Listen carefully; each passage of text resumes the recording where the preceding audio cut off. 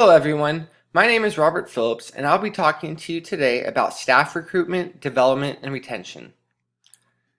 So in healthcare, it is important to have a strong onboarding process in order to help make sure that everyone is on the same page and knows what is expected of them.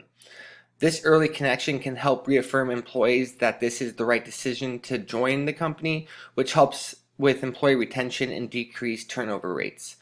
The preferred length of orientation and training for a new employee should last approximately 3 hours and shouldn't last a full working day. By keeping a short and brief orientation will least likely overwhelm new employees before they even start working. I am not saying it needs to be a one-time thing, but it should be an ongoing process to make sure that they are up to speed with the company's goals and vision.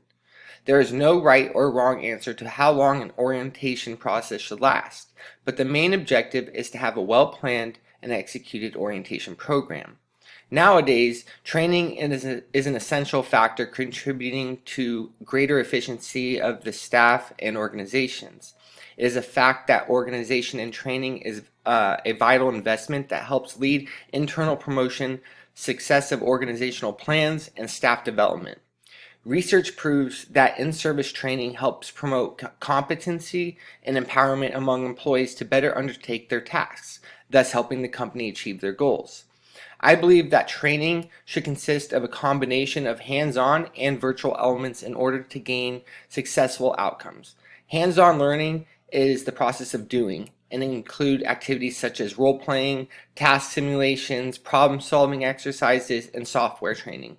When employees are not retaining what they're taught, this can be counterproductive for the organization. Not everyone learns the same, so visual and auditory methods could be the best for employees to master skills.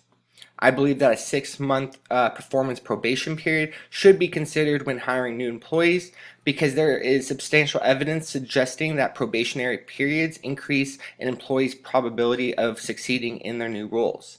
It is important for managers to carefully assess employees during this time period to guarantee that they are suitable to sustain the position and gives new employees an opportunity to find out if they even like the new surroundings and job title. Thank you.